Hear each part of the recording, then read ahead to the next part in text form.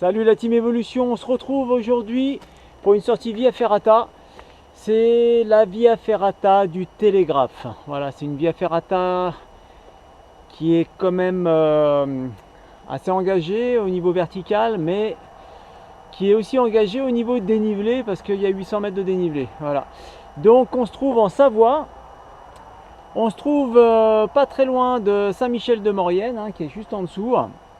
Et puis je vous mettrai bien sûr les coordonnées GPS à l'écran pour le point de départ. Voilà. Donc c'est parti pour la Via Ferrata du Télégraphe. Nous voilà arrivés vraiment au départ de la Via Ferrata, hein, c'est la partie câblée. Et là vous allez devoir partir du parking qui se trouve juste en dessous et puis passer dans les bois pour arriver jusqu'au départ de la Via Ferrata. C'est pas à négliger, hein. Je viens de faire quand même un bon 550 mètres de dénivelé, presque 600 mètres de dénivelé pour attaquer la Via Ferrata. Ça décourage certaines personnes parce que la dénivelé sur cette via est assez importante, hein, 800 mètres comme je vous l'ai dit tout à l'heure. Bien, alors c'est parti, on commence par une petite traversée. La première portion c'est plutôt une voie ferrée. C'est-à-dire que on navigue un petit peu sur rocher et vous avez la ligne de vie en sécurité, c'est pas mal. Et nous on continue par là. À partir d'ici, vous avez une intersection, il ne faut surtout pas prendre le câble pour accéder au pylône EDF qui se trouve juste en face de nous. Il faut bien braquer à 90 degrés. Hein. Allez, c'est parti.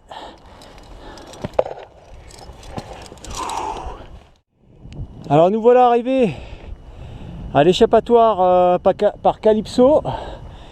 Donc ça c'est pour voilà, vous avez la première partie qui est PD à peu près. Si jamais vous le sentez pas, vous pouvez vous échapper par ici. Nous on va continuer par là. Et là on va commencer à grimper sur cette muraille. Voilà, c'est la première portion qui est vraiment verticale, hein, de la via. Et là, on attaque la seconde partie. C'est parti. Alors voilà l'itinéraire un peu. Au niveau du pylône, hein, bien prendre sur votre main gauche. Et puis là, on vient de passer première petite muraille. Une toute petite rupture de pente. Et puis là, on continue tout droit.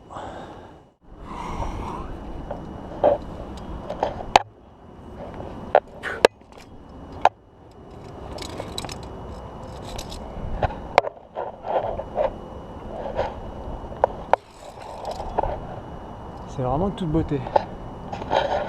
On surplombe la vallée de la Maurienne. Cité industrielle. Et puis ensuite l'itinéraire, voilà. Il est bien surplombant, c'est vraiment magnifique. Alors on arrive vraiment à une partie qui est vraiment top. Voilà, on va passer juste sur le surplomb là. Et là vous avez vraiment une grosse portion de gaz. Voilà, on se trouve vraiment dans la partie vraiment gazeuse de la Via Ferrata.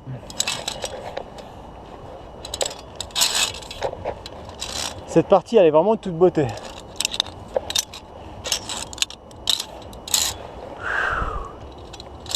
Ouais, c'est top. Ensuite on continue par ici. Tac, les barreaux se trouvent juste ici. Hop. Voilà. Là on est vraiment dans la partie gazeuse. Vraiment top. Allez, on continue. Tac.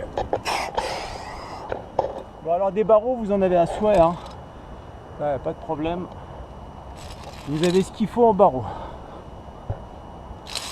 Et puis je suis content parce que aujourd'hui il a plu. Il y a eu quelques orages successifs. Mais là la portion est très sèche.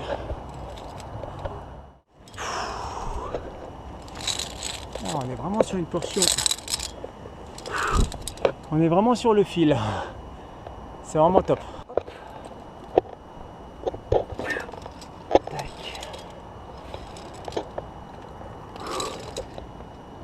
On vient de passer une partie un petit peu où les cailloux sont un peu instables.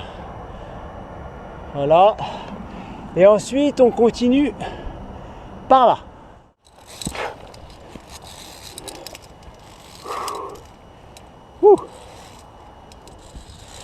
On aperçoit le télégraphe juste en face de nous qui se trouve à 1600 mètres. Et là on est sur une petite arête herbeuse et on reprend le rocher à l'instant.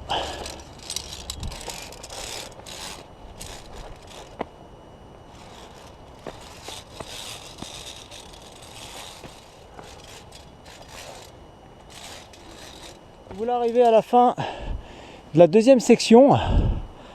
Puis là on est sur un beau point de vue panoramique. Couleur d'automne. C'est magnifique. Bon, ensuite on suit le sentier. Quelques petits panneaux d'informations sur la faune qui se trouvent au télégraphe. Alors des chamois, j'en ai vu tout à l'heure sur le départ. Il y en avait tout un paquet. Allez, on continue sur le sentier. Alors ici on arrive à une intersection. Donc vous avez une vue panoramique de ce côté-là, côté gauche, sur ma gauche. Et nous on va continuer sur le col du télégraphe pour la suite de la Via Ferrata à main droite. C'est parti. Alors petite portion de sentier pour rejoindre la paroi. Permettra de monter au fort du télégraphe. Je sais pas si ça permet de récupérer, mais ça souffle. Bah, malheureusement, c'est bien ce que je pensais. Depuis 2009, le tronçon est fermé pour accéder à la partie haute du col du télégraphe. Bon bah écoutez, on va quand même aller découvrir le fort du télégraphe par le sentier. Alors nous voici arrivés au fort du télégraphe.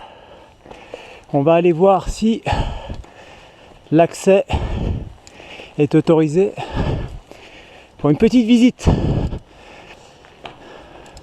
Voilà ce qu'il en est du fort. On n'a pas accès.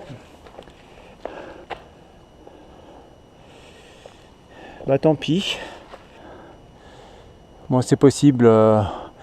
Accès interdit du suite avec ces belles antennes là, donc je pense que c'est pas une question de sécurité.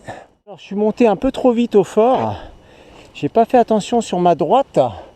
Voilà, on est juste au pied du fort ici là, tac, et il y a la portion câblée, donc je pense qu'il y a possibilité d'accéder au fort, donc on va y aller. Bien, alors il faut vraiment faire preuve de vigilance parce que sinon on loupe l'accès là. C'est vraiment sur la droite et puis c'est pas indiqué, donc il y a la possibilité d'accéder au fort, on va y aller. Allez, on va découvrir tout ça, une petite traversée pour arriver au pied du fort là-bas. Allez, on y va, tout cool. Alors, faites attention, surtout quand c'est humide là. Il y a une partie, vous allez quand même la ligne de vie pour les mains, les barreaux pour les pieds. Là, vu les orages qu'il y a eu aujourd'hui, ça, c'est encore un petit peu humide. Alors, on est au pied. Ici, on peut détacher. Voilà, on continue la progression par ici. Et bien voilà, félicitations, vous êtes arrivés à la fin de la Via Ferrata du télégraphe. Donc, le fort du télégraphe, je pense que là, c'est fermé, ce qui est tout à fait normal. On peut voir à travers les meurtrières. Tac. Il doit y avoir une petite partie qui doit être accessible. On va aller voir ici si on peut faire une visite du propriétaire.